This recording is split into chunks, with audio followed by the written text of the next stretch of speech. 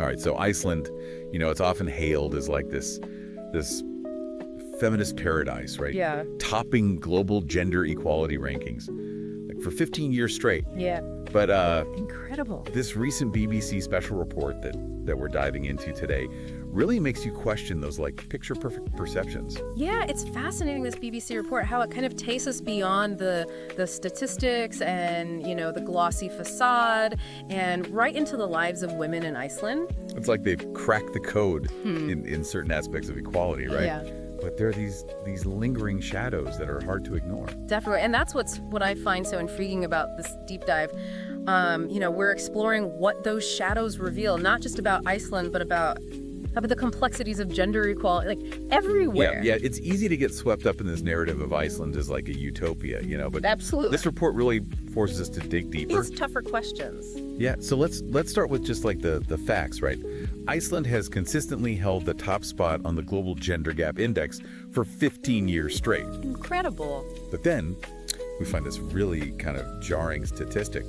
A quarter of Icelandic women have experienced rape or attempted rape. Yeah, it's a real reality check, isn't it? It forces us to confront, the difference between perception and the lived experiences of women in Iceland. Yeah, it's like these two parallel narratives going on, right? Yeah. One of remarkable progress and achievement, and then another of persistent challenges and like deep-seated issues. And it's that tension, that sort of paradox, is what I think lies at the heart of this deep dive, trying to understand how a nation can seemingly lead the charge in gender equality while also battling these really disturbing realities. So how does a country with such a strong reputation for equality end up with such alarming rates of violence against women? That's what we're trying to figure out here. Well, one of the things that the report explores is that, despite Iceland's progressive policies, there's these deeply ingrained societal norms and attitudes that can be incredibly resistant to change. It's like those progressive policies are like a shiny new coat of paint on a house that still has like serious structural issues underneath, That's a great analogy. And, it's important to remember that culture is this complex, constantly evolving thing. Yeah. Progress doesn't happen overnight. And even in societies that appear to be at the forefront of change, there's often, these deep-rooted beliefs and practices that can hinder progress. I'm talking about changing hearts and minds, right? Exactly. Which can often be a lot more difficult than changing laws or policies. Precisely. And that's where this deep dive gets really interesting, because it challenges us to kind of think beyond those surface level solutions and grapple with the more profound cultural shifts that need to take place. And the report doesn't shy away from actually naming those cultural issues, right? Like, yeah. One of the most striking statistics is that a staggering 80% of sexual violence reports in Iceland are dropped before they even reach court. That's truly alarming, and it raises serious questions about the effectiveness of the justice system in addressing these crimes. And as the report highlights, some women believe this is a sign of systemic misogyny, like within the system itself. So we're not just talking about like individual perpetrators here. No. But a system that may be failing to adequately protect and support women who are reporting these crimes. Exactly. And that's why, this BBC report led to a lawsuit against the Icelandic state for failing to properly address these cases. Wow. The women behind this lawsuit are really seeking to bring about real change in the way that authorities respond to these reports of sexual violence, demanding that women are taken seriously and that justice is served. Yeah, that's a bold move.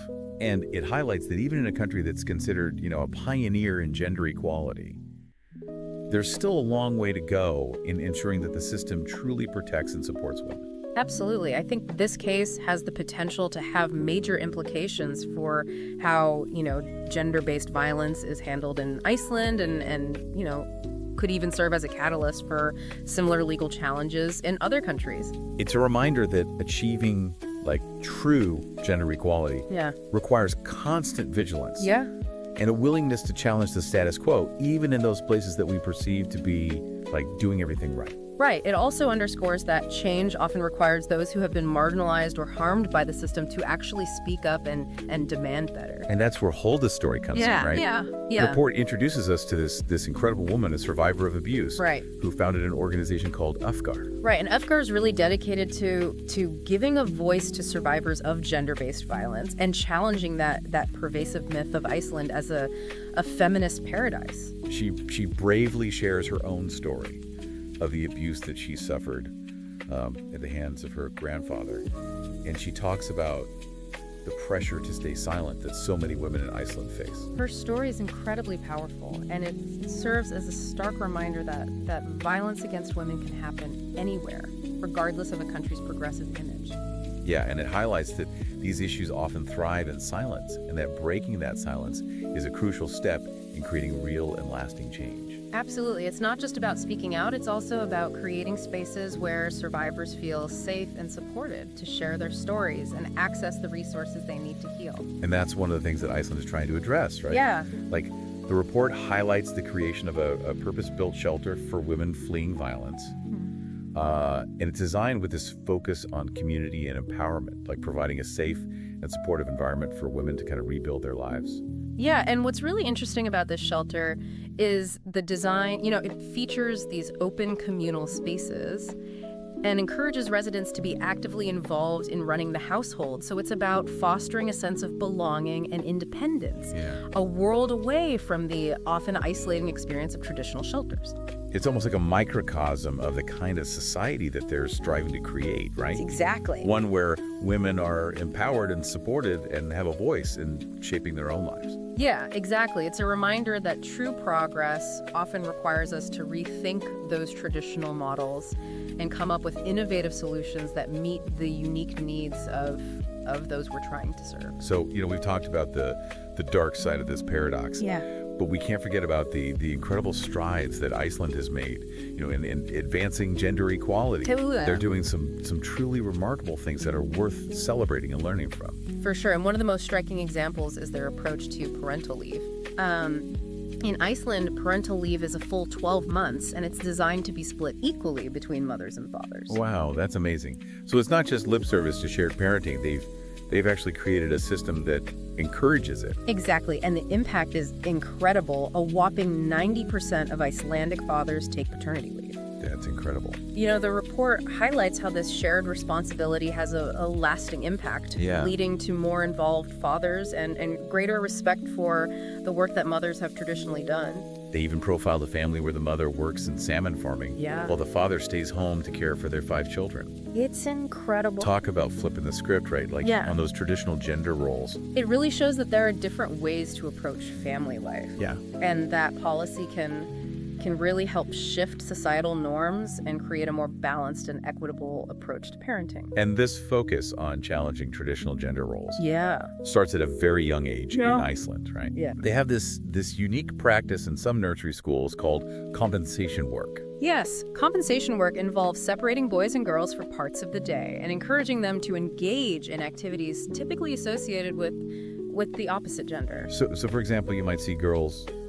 engaging in strength training and assertiveness exercises, while boys are learning about caregiving and emotional expression. Yeah. It's like a deliberate attempt to disrupt those ingrained gender stereotypes, from the very beginning. It's fascinating, isn't it? It makes you wonder what kind of impact this has on these children as they grow up. Yeah. Are they more likely to embrace a wider range of interests and career paths? Exactly. Are they less likely to conform to those rigid gender roles that society often imposes? Right. It's a question that's worth exploring further. Definitely. And it speaks to the importance of questioning those assumptions about what boys and girls are naturally inclined to do and providing them with opportunities to explore a broader spectrum of skills and interests. So Iceland seems to be excelling at challenging gender stereotypes, both at home and in the workplace, right? Absolutely. And one of the ways they're addressing the gender pay gap is through legislation. Okay. Iceland became the first country in the world to legally require employers to prove that they pay people equally, regardless of gender. Wow, it's a groundbreaking policy. Yeah. And it sends a clear message, right? Yeah. Equal pay for equal work is not negotiable, it's the law. And it's been effective in helping to narrow the gap and ensure fairness in the workplace. So we've seen how Iceland is tackling gender equality on multiple fronts, right? Yeah, From yeah. parental leave and early childhood education to legal reforms and innovative approaches to supporting survivors of violence. Absolutely. But there's another aspect of this story that's worth exploring. Yeah. And that's the role of collective action. Yes, Iceland has a long history of activism and collective action, particularly when it comes to women's rights. The report highlights that iconic moment in 1975, right? When 25,000 Icelandic women went on strike, Incredible. refusing to work, cook, or even care for children for an entire day. It was a powerful statement. Yeah. Really propelled Iceland's fight for equality. And it really set the stage for so many of the advancements that we see today, right? Absolutely. And that same spirit of activism is still alive and well in Iceland. Yeah, for sure. The report mentions a recent women's strike that saw an incredible turnout of around 100,000 participants. That's massive for a country with a population of, what, like 400,000? It's incredible, yeah. Yeah. And it was a continuation of the fight, right? Yeah. Against Okay. persistent inequalities, particularly in areas like the gender pay gap and gender-based violence. It's a clear reminder that even in a nation considered a leader in this space, Yeah. there's still work to be done, and people are willing to take to the streets to demand that change. So Iceland's story is full of these like twists and turns. It is. Right. It's a story of both remarkable progress and ongoing challenges. Right? Of shining examples and harsh realities. Yeah. It's complex, it's thought-provoking, and it's a reminder that the journey towards gender equality is far from over, Definitely. even in those places that seem to be leading the way. And what makes it even more fascinating is that, Iceland's journey doesn't just offer lessons for Iceland itself, Right. but also for the rest of the world. Yeah, so now that we've kind of explored, the complexities of Iceland's story, Yeah. let's turn our attention outward and consider what other countries, especially those outside of Europe and the USA, can learn from this Nordic nation's experience, Yeah. both the successes and the challenges. So let's shift our focus now Yeah. and explore what other countries, especially those outside of Europe and the USA, Right. can really learn from Iceland's journey towards gender equality. And it's not about copying and pasting their model onto other cultures and contexts. That would be unrealistic and frankly ineffective. Right. But there are these key takeaways that can inspire and inform global efforts in those regions where the landscape of gender equality looks quite different. What I found really striking in the report Yeah. is this emphasis on starting young, right? Remember that compensation work we were talking about in Icelandic nursery school? Yes. Where boys are encouraged to, engage in caregiving activities, Right. and girls are exposed to strength training. Yeah, it makes you wonder, if challenging those rigid gender stereotypes from childhood could be like Yeah. the secret sauce to creating lasting change. Yeah, exactly. It's By disrupting those deeply ingrained gender roles at such a young age, you can potentially reshape societal expectations and create a more level playing field Yeah.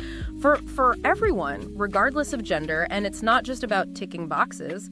It's about, equipping future generations with a more diverse set of skills and perspectives, allowing them to kind of navigate the world with greater confidence and freedom. It's like giving them the tools to break free from those limiting boxes that society often tries to put them in. Totally.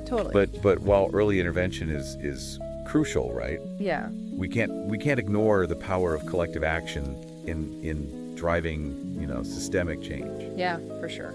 And this report really highlights how Iceland's strong union presence has led to these significant wins for women, particularly in professions that have been traditionally undervalued Absolutely. and underpaid. Those successful union strikes that secured better wages for preschool workers and cleaners are powerful examples of what can be achieved when people come together and demand change. Yeah, and it's not just about formal labor unions, right? Yeah. It's about fostering this broader culture of solidarity and activism where people are empowered to speak up, Yeah. challenge the status quo and demand better from their leaders and institutions. Absolutely. It's about creating spaces where those diverse voices can be heard and where collective action can translate into tangible progress. You've hit the nail on the head.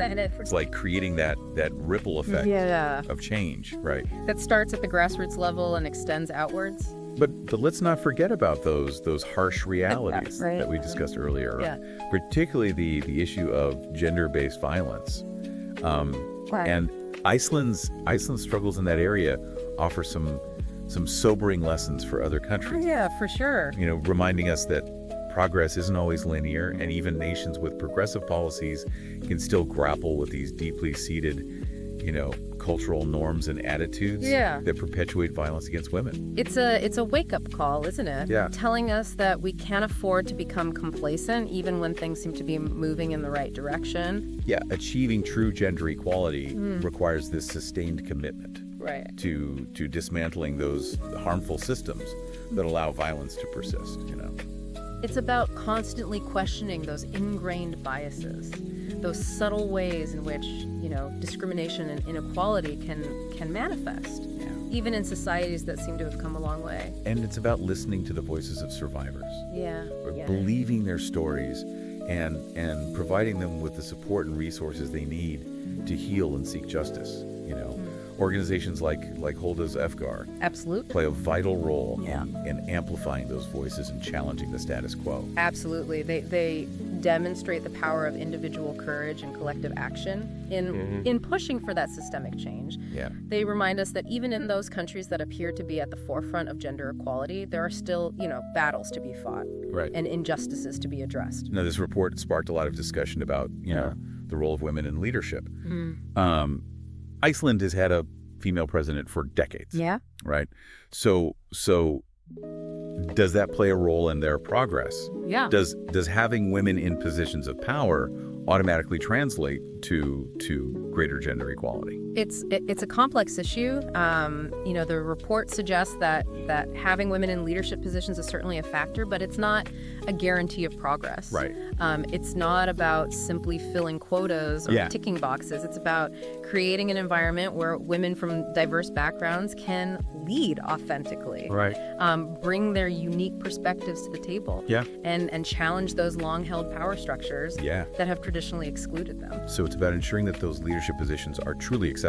Yeah. And that women are empowered to lead in ways that reflect their values and priorities. Exactly. It's about moving beyond tokenism and creating a system where women's leadership is not the exception, but the norm. Speaking of breaking norms, we can't overlook Iceland's innovative approach to financing initiatives that benefit women. Right. Yeah. They issued the world's first gender bond, which is a significant investment dedicated to funding affordable housing for women and further improving their parental leave policies. It's a bold move that demonstrates a genuine commitment to putting money where their mouth is and prioritizing gender equality as this key driver of societal progress. It's a powerful message to send, right? Yeah. Both internally and to the rest of the world. Totally. Investing in women is not just the right thing to do. Right. It's the smart thing to do. And it raises an interesting question. Yeah. For other countries. Yeah. Could a similar model be adopted elsewhere?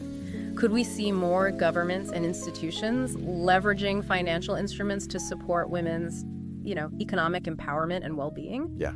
It's a question worth exploring. Yeah. And of course, context matters, right? Absolutely. What works in Iceland Yeah. might not translate seamlessly to other cultures and economic systems. But the principle behind those gender bonds. Yes. Right. Yeah. The idea of leveraging financial tools Yeah. to advance gender equality Right. is something that other countries could consider adapting to their own, unique circumstances. You've hit on a crucial point, We can't just transplant Iceland's model onto other countries without careful consideration of their specific challenges and opportunities. What works in Reykjavik Yeah. might not work in Rio de Janeiro Exactly. or rural India, right? Exactly. But what we can learn from Iceland is the importance of this holistic approach. Yeah. One that addresses, gender equality from multiple angles. So it's not just about changing laws or policies, but it's about creating this multifaceted approach, right? Yeah.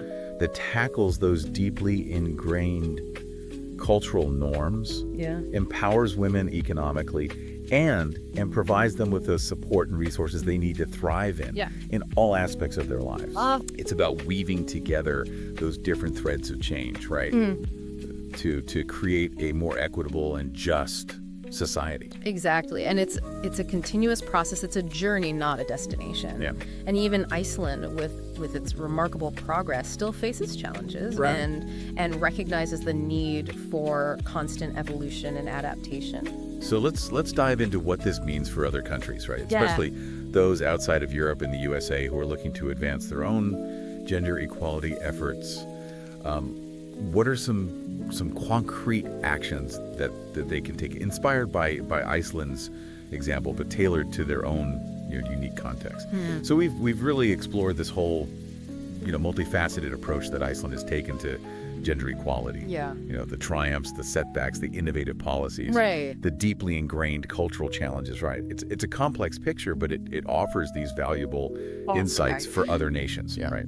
Especially those outside of Europe and the USA who are on their own journey, towards a more equitable world. Absolutely. But where do they begin? Like, what are some tangible takeaways from Iceland's experience that can be adapted and implemented in different contexts? It's a great question. And I think the first step is recognizing that there's no one-size-fits-all solution, right? Yeah. What works in Iceland might not translate seamlessly to other cultures and societies, Right. but there are these universal principles, I think, that can guide those efforts, regardless of the specific context. Okay, so let's break it down, right? Yeah. What are some of those key principles that other countries can learn from? Well, one of the most compelling takeaways from Iceland's story, I think, is the importance of investing in early childhood education. Right, so can these countries develop programs that challenge gender stereotypes from a young age, promoting this more equitable and inclusive learning environment for all children? It's about planting those seeds of equality early on and nurturing a generation that's equipped to challenge those limiting gender norms that often hold societies back. It's about, giving children the freedom to explore, right? Yeah. A wider range of interests and skills, regardless of their gender, so they can reach their full potential. Absolutely. What else can we learn from Iceland's experience? Well, another crucial aspect is the legal framework, right? So do these countries have laws in place that protect women's rights and ensure equal opportunities in education, employment, and healthcare? Are those laws being enforced effectively, and are there mechanisms for accountability? It's about creating a system where equality is not just this aspiration, but a legally protected, right? Right, it's not just about, having laws on the books, Yeah. but about ensuring that those laws are translated into real world change, Exactly. right? And that there are consequences for those who violate them. Right, for sure. What about those deeply ingrained cultural norms and attitudes that we were talking about earlier? Yeah. How can countries address those, especially in contexts where, traditional gender roles are so deeply entrenched? That's where it gets a lot more challenging, but it's also where I think the most profound change needs to occur. Yeah. Right? It's about fostering a culture that values and supports women's empowerment, challenges those harmful social norms that perpetuate gender inequality, and promotes men's engagement in this movement as well. So they could involve, promoting women's leadership in various sectors, Yeah. supporting women-owned businesses, Yeah. addressing issues like gender-based violence and discrimination head on, Totally. and engaging men in conversations about gender equality and challenging those traditional notions of masculinity, right, that can often be harmful to both men and women. It's about creating a multi-pronged approach that tackles these issues from various angles. Yeah. Legal, economic, social, and cultural. It sounds like, data and research are going to be really crucial in this process. You're absolutely right. It's essential to move beyond those broad generalizations and really delve into the specific challenges and opportunities within each context, Yeah. Collecting data on gender disparities in various sectors can help inform targeted interventions and policies that address the root causes of inequality. It's about taking a data-driven approach Yeah, exactly. to understand those nuances of each situation, Yeah. and develop tailored solutions. Right. And it's about moving beyond assumptions and stereotypes and really understanding like the lived realities of women in these different contexts. Sure. And speaking of realities, I think it's important to acknowledge that change doesn't happen overnight, right? No. It's a journey, not a destination. A marathon, not a sprint. Yeah, there will be setbacks. Yeah. There will be resistance, and there will be moments of frustration. For sure. And I think that's where Iceland's story offers a really valuable lesson in resilience and perseverance. You know, they face their share of challenges, but they continue to push forward, to demand better, and strive for that more equitable society. It's a reminder that progress is rarely linear. Yeah. Right? There will be bumps along the road. Right. But it's that unwavering commitment to the goal. Absolutely. That belief that a better world is possible that keeps that momentum going, you know? It's about celebrating those wins, big or small. Yeah. Along the way, recognizing those individuals and organizations that are making a difference and amplifying their voices. Sharing those stories of success. Absolutely. Right? Yeah. And inspiring others to join the movement. Absolutely. Creating that sense of hope and possibility, even amidst those challenges. Yeah. So as we wrap up this deep dive into Iceland's complex and inspiring journey towards gender equality, Yeah. what final thought would you leave our listeners with? I would say that Iceland's story offers a powerful reminder that change is possible. You know, it's not some utopian dream. It's a reality that's been achieved to varying degrees in different parts of the world. Yeah. And while there's no single blueprint for success, Right. there are valuable lessons to be learned from those who are leading the way. And perhaps the most important lesson is that this is a collective effort. Right. It requires governments, institutions, communities, and individuals to work together. Right. To challenge those deeply ingrained norms. Yeah. To support each other and to never give up on the pursuit of a more just and equitable world for all. Beautifully said. This is a journey we're all on together. Yeah. And Iceland's story, I think, reminds us that even those seemingly small steps we take, those everyday acts of courage and compassion can contribute to creating a world where everyone, regardless of gender, has the opportunity to thrive and reach their full potential. This deep dive has been really eye-opening. Yeah. And I hope it's left our listeners feeling inspired and empowered to continue this conversation. Yeah. And more importantly, to take action For sure. in their own lives and communities. Yeah. So until next time, keep diving deep. Be questioning. Keep challenging the status quo. Absolutely. And keep believing in the power of collective action to create a more equitable world.